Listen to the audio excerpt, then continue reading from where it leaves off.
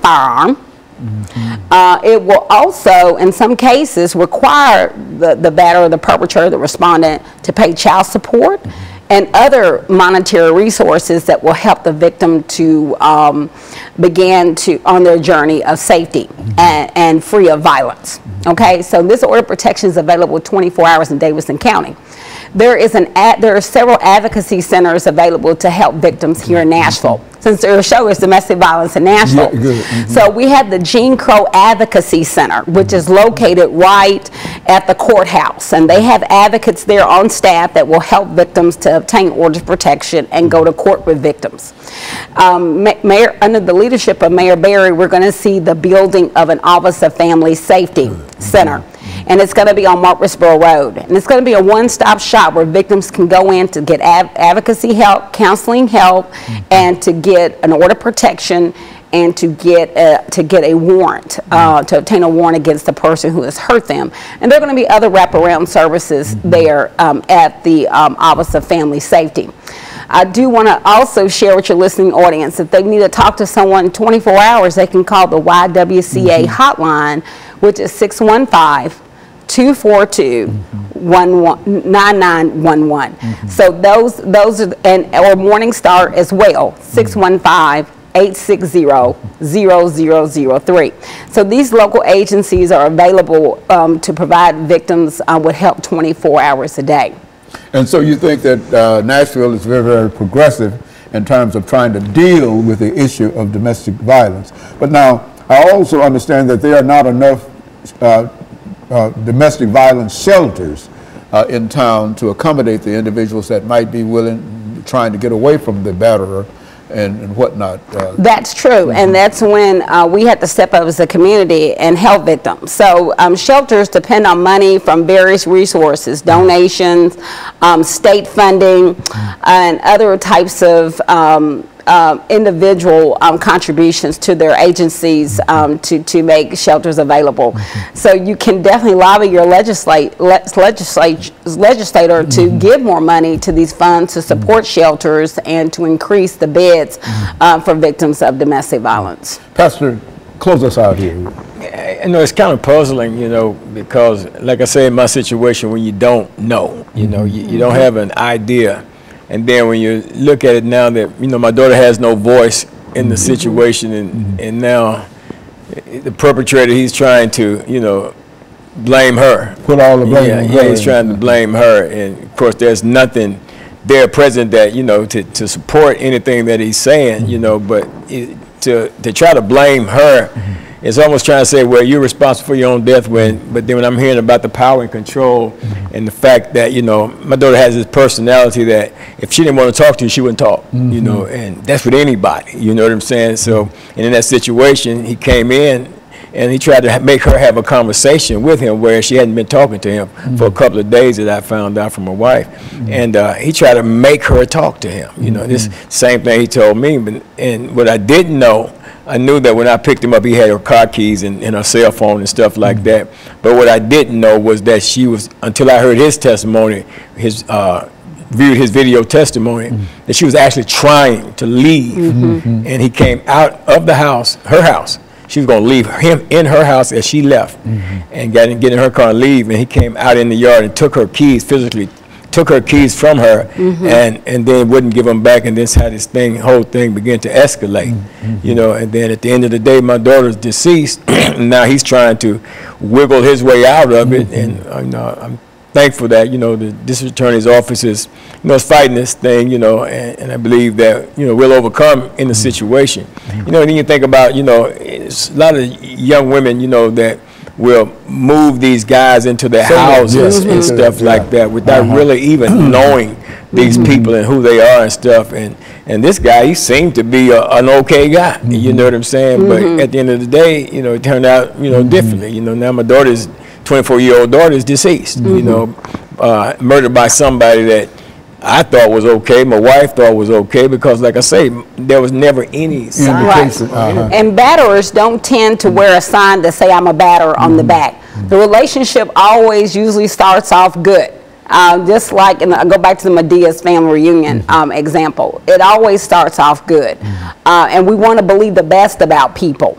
And so he raises some really good points about how this batter is building up this situation. Batter is really act good in public often because when the victim finally reaches out and says, this person is hurting me, they're going to say, are you kidding me? He's always at the church. He's so nice. He helps the pastor. And you're going to tell me that you must be doing something wrong. So this is the kind of game the batterer plays. And the batterer always, most always does not want to take ownership for their behavior. So let me just take a moment to talk about batterers intervention programs. So if I commit domestic assault, I will go, most likely I'll be arrested, and I'm supposed to be arrested, immediately arrested, and I'm supposed to be held for 12 hours, okay? That's everywhere. That's here in Davidson County too. 40 seconds. Oh. But there are batterers intervention classes that are assigned, and so batterers can learn to hold themselves accountable for their behaviors, so victims will not be blamed for something the perpetrator did. Very good. And let me thank the two of you for bringing by that excellent information. And I know, Ms. Kimbrough, that we were running out of time, and your enthusiasm for what you're doing, and I think that's very, very good, you see. Yes. And I think that this has been a very, very helpful show this morning. And let me encourage our audience to tune in again next week for another informative edition of Comments. Thank you and good morning.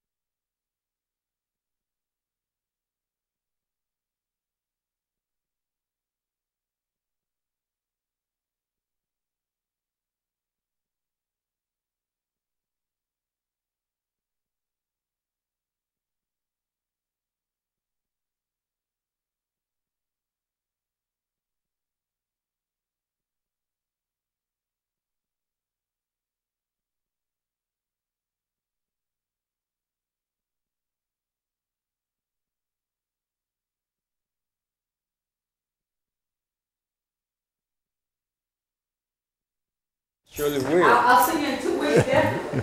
Great. At the NAACP meeting. Appreciate y'all, brother. Take care now. Yeah, y'all be good now.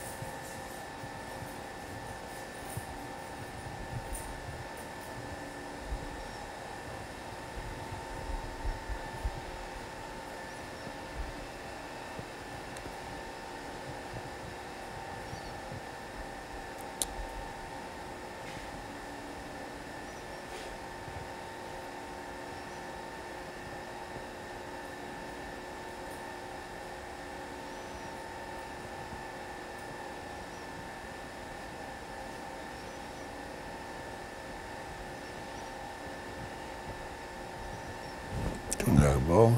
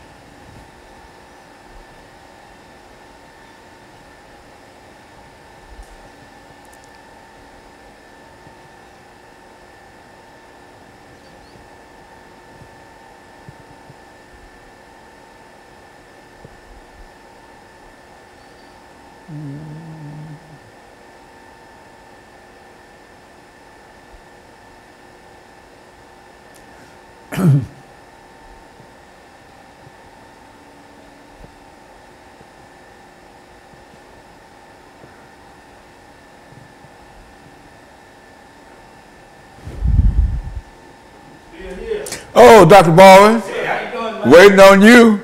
You're the only thing that's keeping me here. If I'm trying to get through with you, I'm out of here. Oh, Miss Kimbrough? Yeah, yeah, Well, it's good seeing you, Doctor. Very good. And we got a very, very important topic today. Okay. You want, let's put that book up? Yeah, put it up and so we can make some shots of it. You want to take some shots? Yeah. Oh, no, it's already been. Huh? Just do it on, so we can get it on this show too. Okay. All right. Yeah, just put it up there. You know, it won't hurt. Oh, yes, sir. So how you doing? Oh, I couldn't be better. This is the last show here. And last one for the day. And You only get one day a week. yeah, let me give you this. This is that's the outline for this particular show.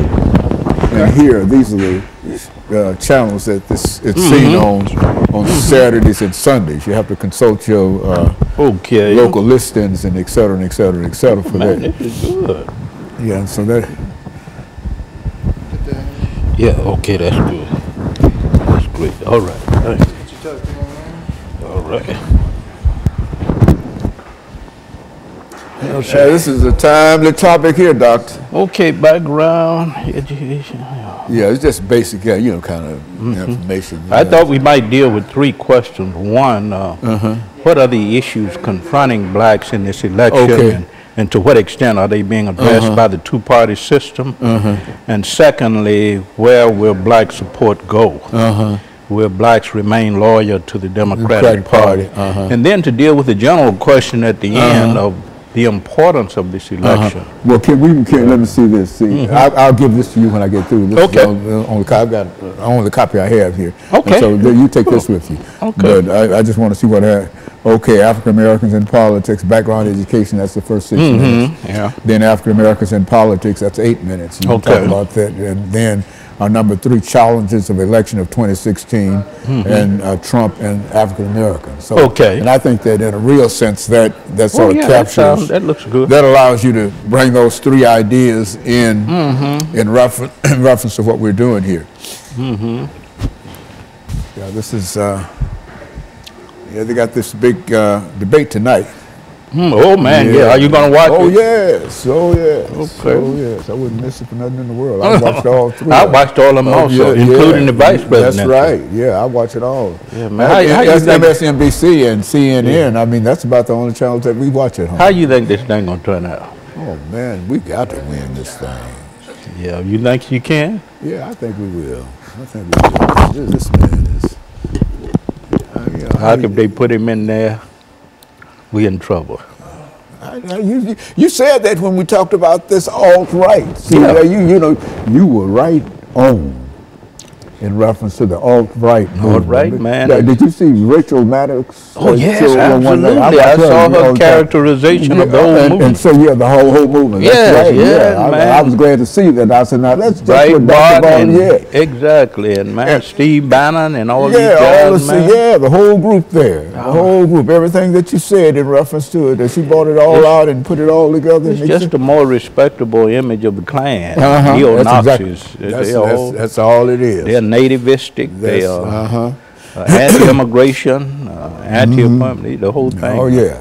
And they make up a large percentage of people. Because those are his followers. Those are the folks that follow him. But I don't think that, as everybody said, it's not enough to give him a victory. I hope not. And we really don't need him, Dr. Baldwin. He'll set everybody back up 100 years, man. Yeah, but you know, this is a strange year. After Obama, 8 years of Obama, I think a lot of anger in the larger society. You know what I'm talking about. Yeah, I know exactly what you're talking about. And that might cause the kind of backlash that I hope not. I hope not either. Yeah, we can't. No, we can't. Well, I tell you, you won't get that with my vote. No, it depends on me. That's one thing I know for sure. I don't know about everybody else. Same here, Doc. Yeah, we're just glad to have you. Hang on to that. Yeah, well, get it from me when I just wanted to make sure. Yeah, okay. I just wanted to make sure that we had it. That I had the information. I got another, one of those. And I just wanted to give that to you. Okay. So that you could find all this information there, because.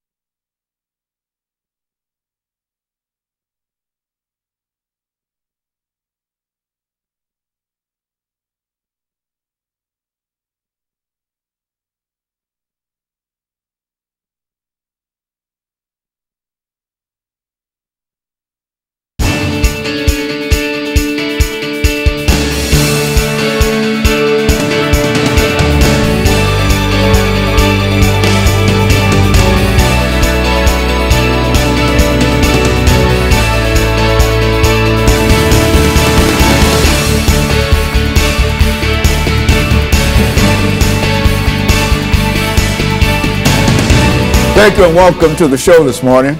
The topic this morning is African Americans and the election of 2016. And we have with us to talk about the election of 2016 and the impact on African American citizens, Dr. Louis Baldwin from Vanderbilt University formerly.